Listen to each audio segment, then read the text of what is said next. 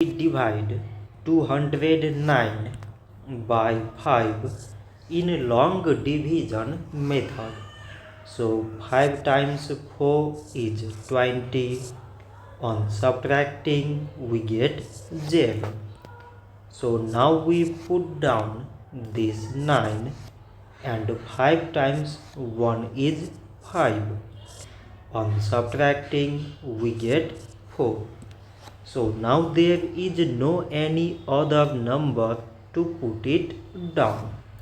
So we take here decimal, so that we put 0.